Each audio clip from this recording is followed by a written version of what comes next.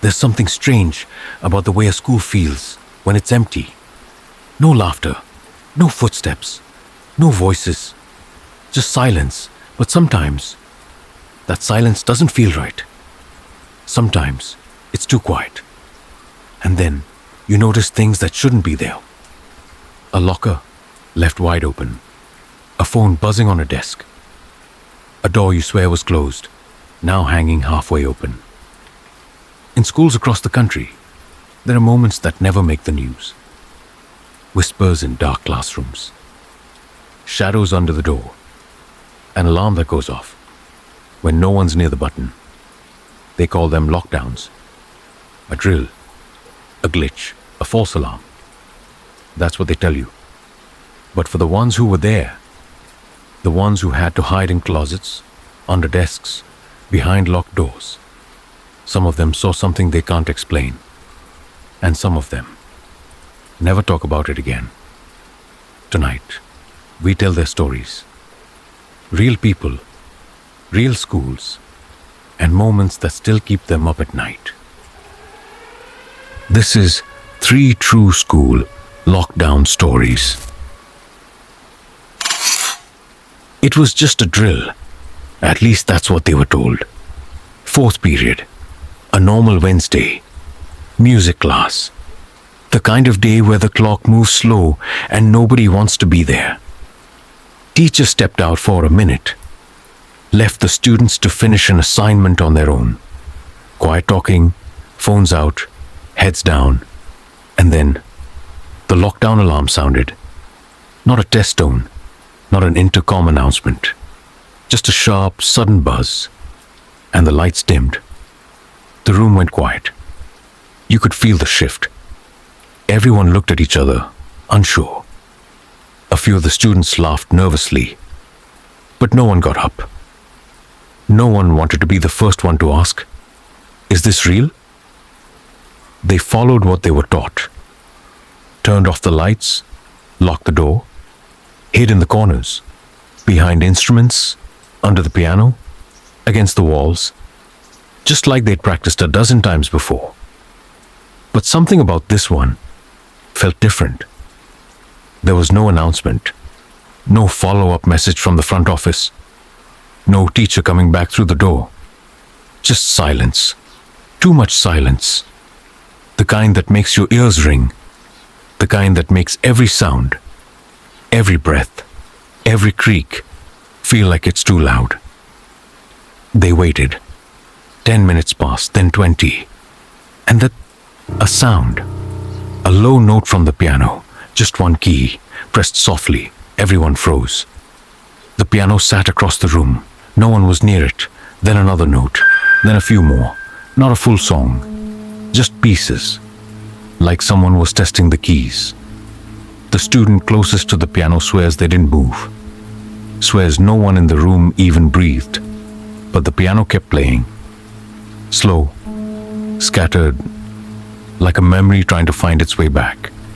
And that's when one of the kids, sitting under a desk, hiding between a snare drum and a bass amp, noticed something strange.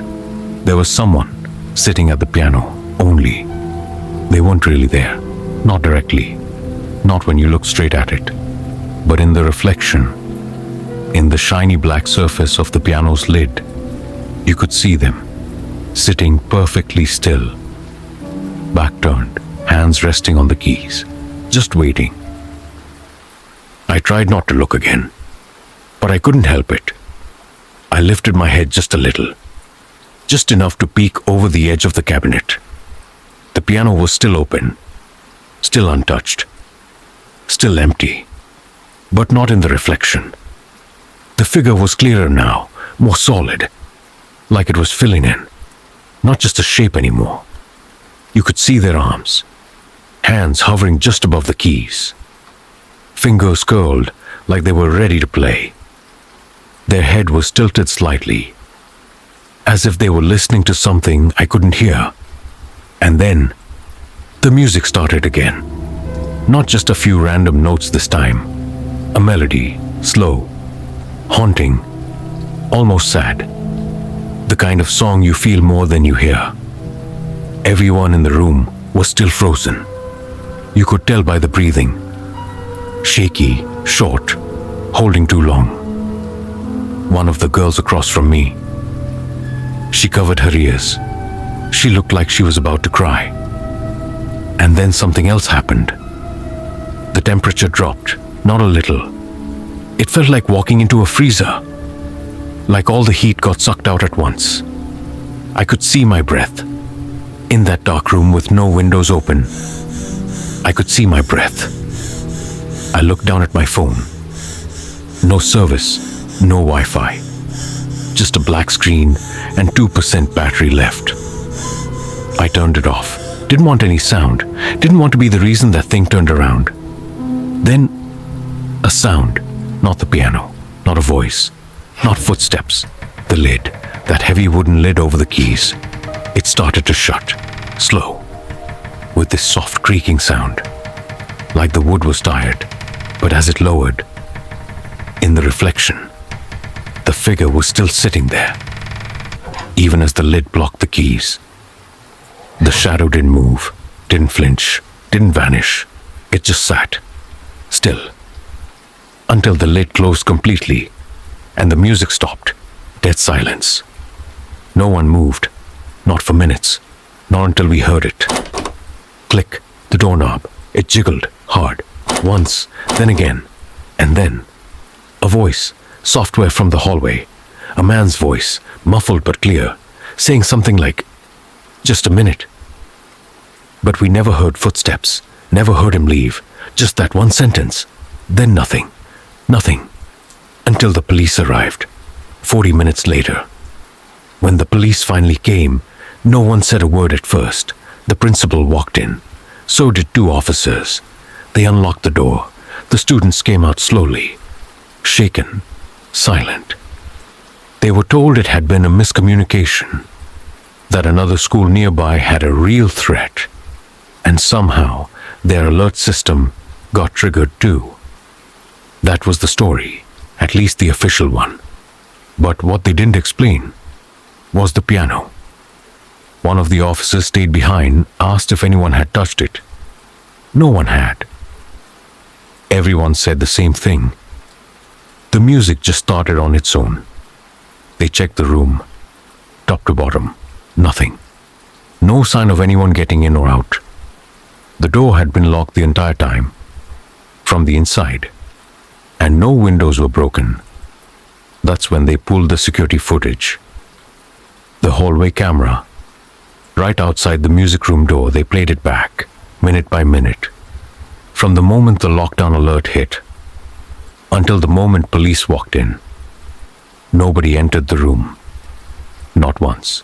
No teachers, no janitors, no strange visitors. And the door never opened, not even once. That's what scared the school more than anything. Because the room should have been empty.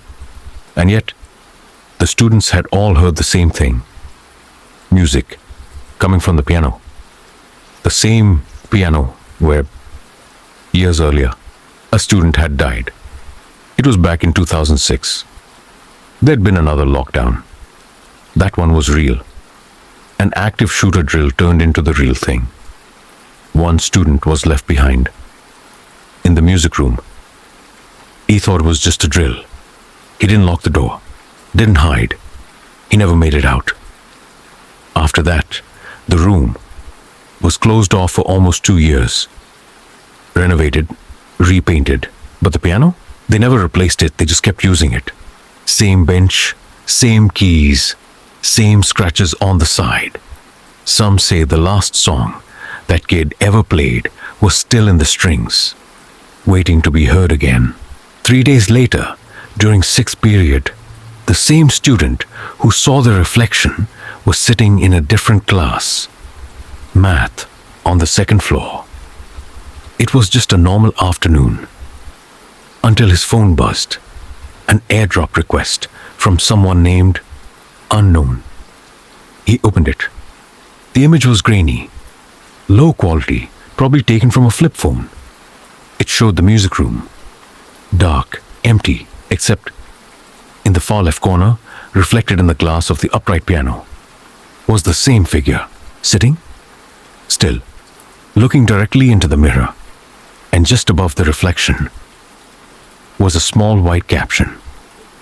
One word: listen. The student didn't say anything, didn't show it to anyone.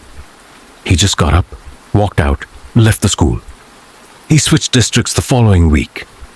And the piano? It's still there. Same room, same bench, still locked. Until the next drill.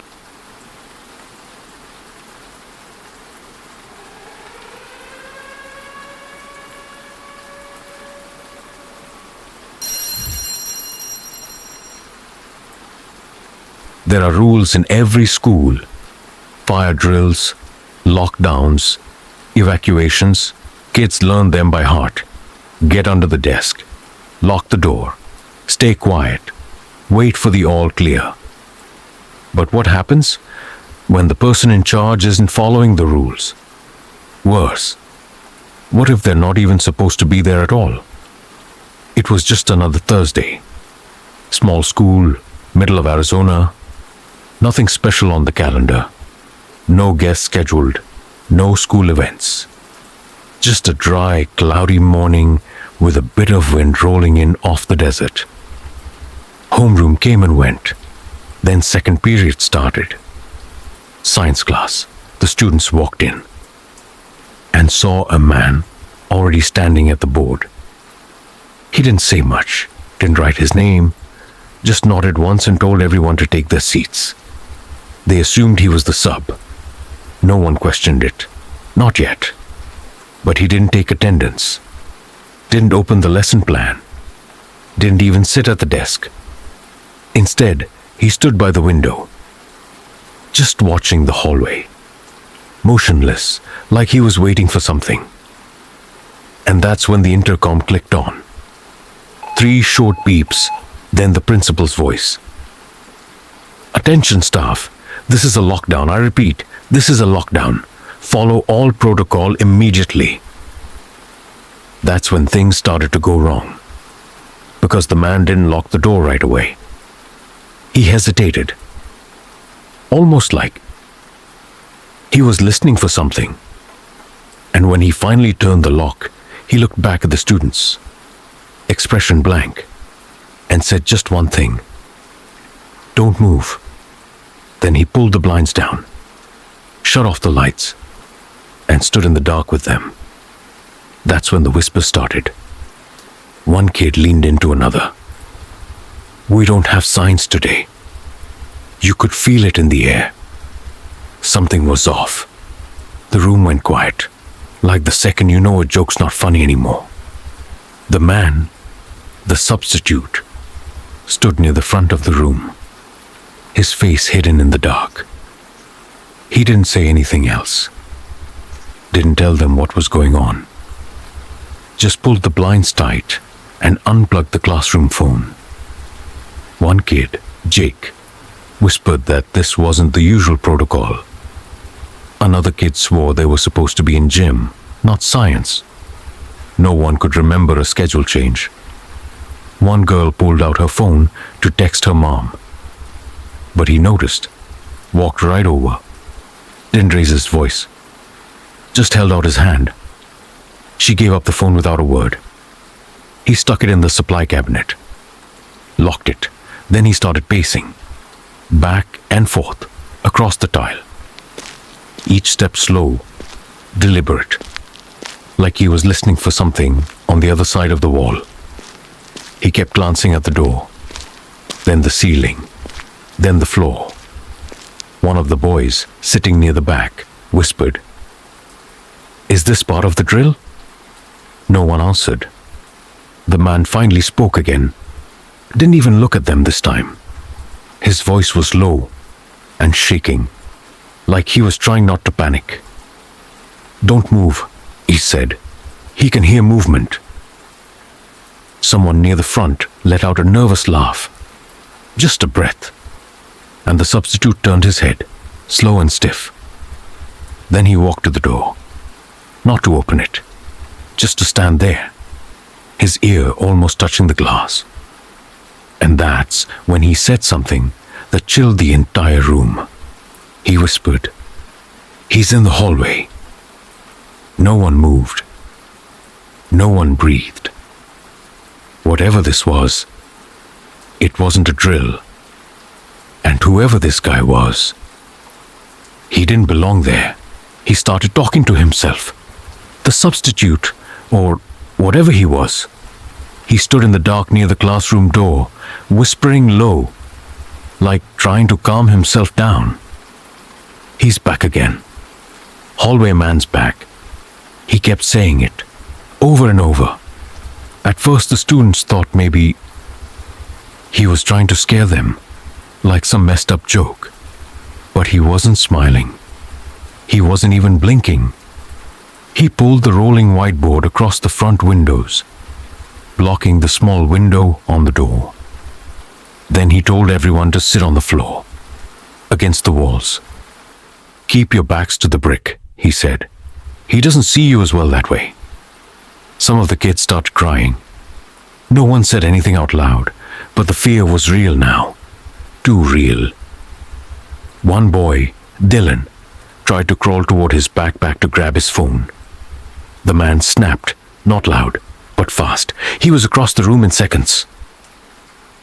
"No movement," he hissed, grabbing Dylan by the arm and pulling him back to the wall. Then he did something that still doesn't make sense. He stood in the middle of the room, arms stiff at his sides, and looked straight up, eyes locked on the ceiling tiles. "He's above us now," he said. Just those words. Plain, flat, cold. No one moved after that. Not a single student. Some sat frozen.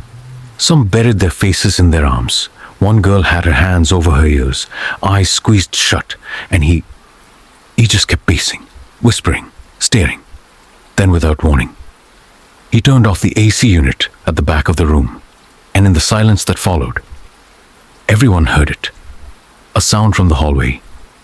Not footsteps, not talking. Something like a dragging sound. The hallway man was real, or at least he believed it. 23 minutes passed. That's what the students later said. They sat frozen, watching this man talk to no one. Then, someone banged on the door. Hard. 3 quick knocks. The man didn't react, didn't move. The knocks came again, this time followed by a voice. "Sheriff's Department. Unlock the door." Still nothing from the man. Just stood there, his back to the class. One of the students, Emma, mustered the courage. She crawled toward the door. Her hand shook as she reached for the lock, but it was already unlocked. The cops came in fast, guns drawn, shouting commands, clearing the room. That's when the real shock hit. The students, all accounted for, shaken, but safe.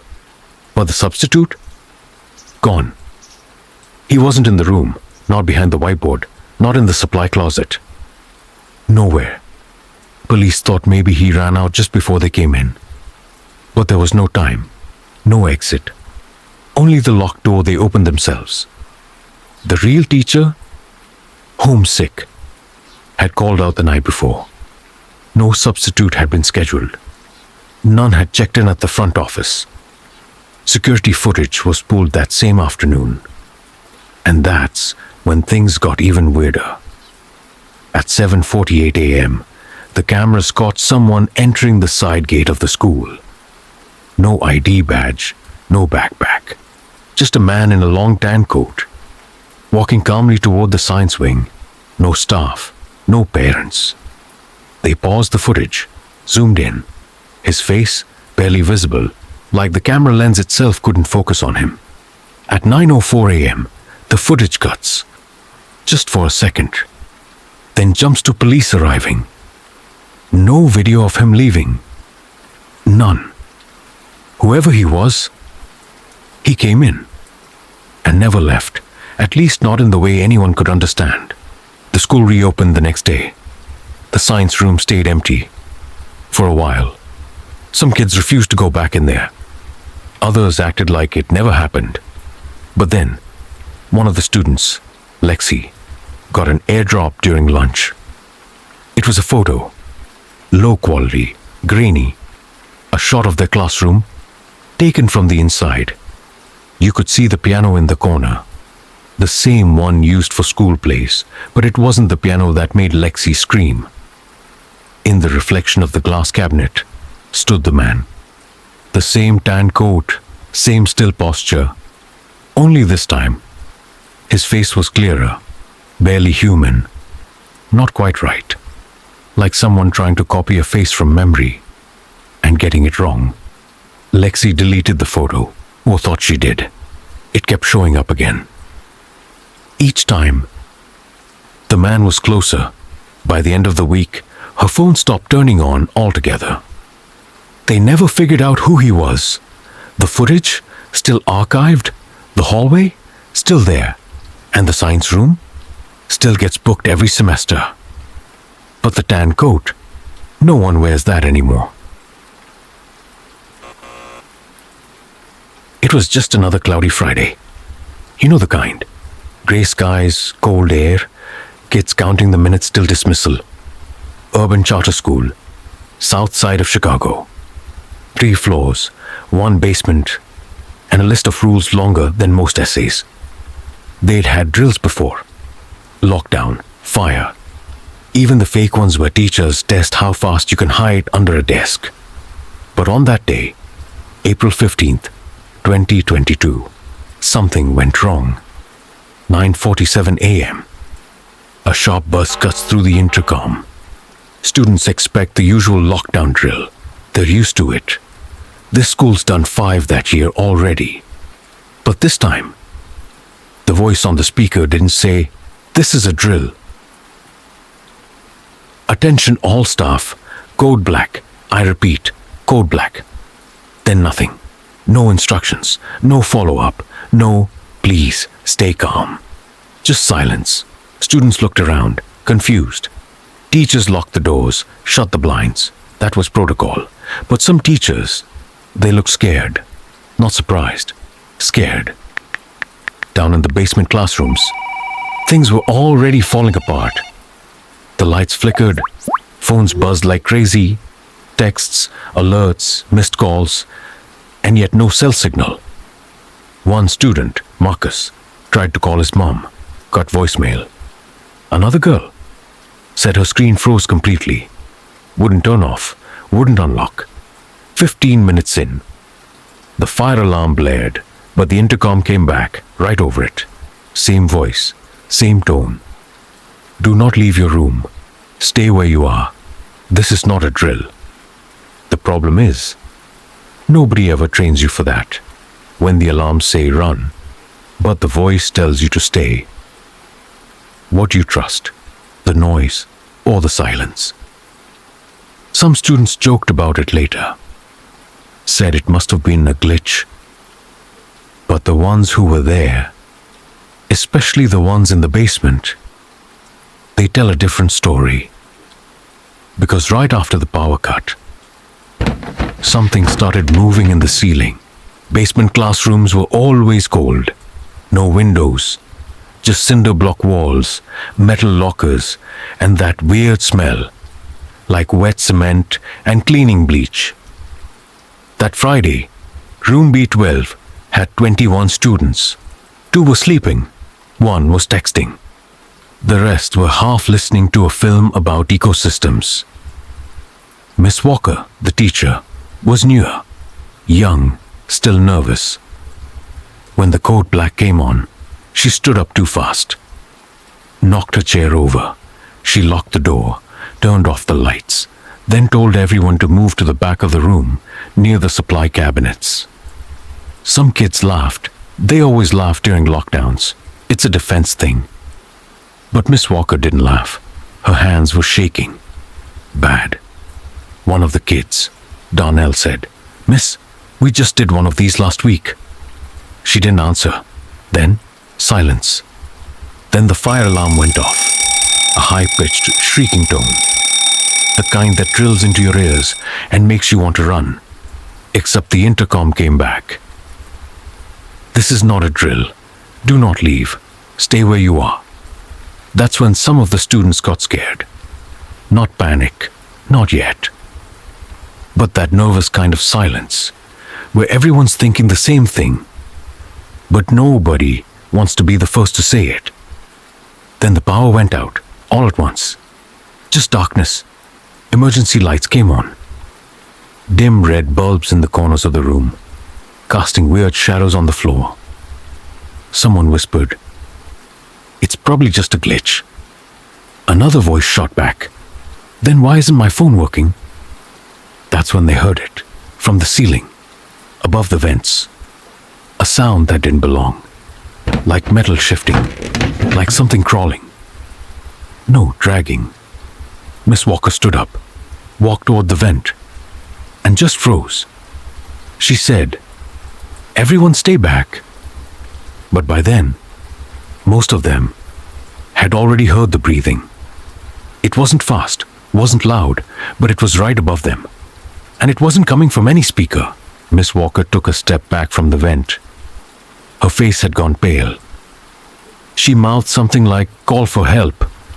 But no one's phones were working. No signal, no Wi-Fi. Nothing. That's when Marcus, the kid closest to the back wall, looked up. He swears he saw something in the corner, where the ceiling meets the pipes. A hand, or what looked like one.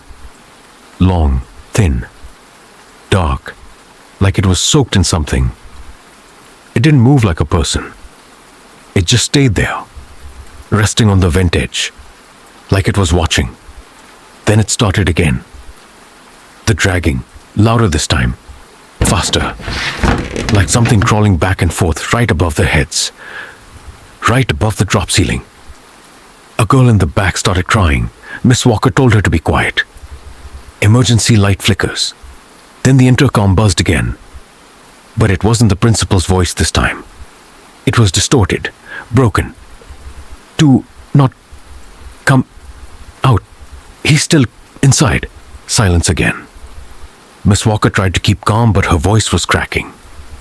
She told the kids to move toward the supply closet. They squeezed in. 10, 12 of them. No room to sit. No room to breathe. Then came the loudest sound yet. A crash. Right above them. One of the ceiling tiles just dropped. Fell flat onto the floor. Dust everywhere. Everyone froze. A foot dangled through the opening. Black boot, torn at the ankle, stained. No one could tell if it was real. No one wanted to find out. Then it slowly pulled back up and disappeared.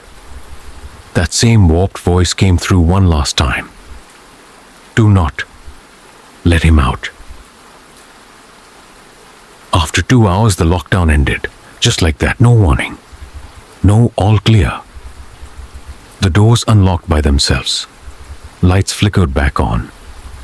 Miss Walker refused to move until officers came to the room themselves. And when they did, they found only the students. No intruder, no threats, no sign of forced entry. But they noticed the ceiling tile, broken, dust scattered across the floor. They took photos, ran tests, said it was building fatigue. That was the term they used. The school issued a statement later that night. System malfunction. Emergency code triggered by an internal glitch. Except the fire alarm and the lockdown system aren't connected. They run on separate circuits, different protocols. One should not activate the other. And then there was the voice on the intercom. "He's still inside." The principal never made those announcements. He was off campus that day, attending a conference. Parents were furious. The district blamed a faulty relay, but the school's security logs showed something else. Roughly 20 minutes before the code black was issued, a motion sensor triggered on the basement level, in a hallway that was supposed to be sealed off. That hallway used to connect to an old boiler room. Years ago, It was closed after a fire. There were rumors, of course, that a former janitor, let go after stalking complaints, had lived there, snuck in at night, watched students through the vents. He was found dead during a lockdown the year prior. Collapsed between ductwork. Heart failure. Body wasn't discovered for days. No one ever told the students. One of the students, Mia, had recorded the whole thing. She never looked at the footage right away. Didn't want to, but 2 days later, curiosity won. She opened the snap video on her phone. It was short, 6 seconds. It showed the moment the lights came back on. The camera pans up to the open ceiling tile, and there, just for a moment, was a figure. Tall, too tall, shoulders pressed tight against the beams. Head tilted, like it was listening, but its hand. You could see the fingers. They weren't fingers. They were too long, too thin, like wires covered in skin. Mia dropped her phone and threw up. Her parents took it to the police. They never got it back. That section of the school, the basement hall with the old vent, was sealed the next week. No explanation, no announcement, just a locked door with a black sticker across it that read, "Door maintenance. Do not enter." Attention staff, please remember to submit your incident reports by end of day, even if you weren't supposed to be there.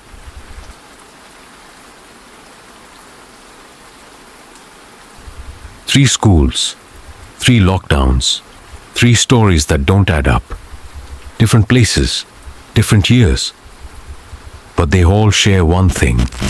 Someone or something always finds a way in, even when the doors are locked.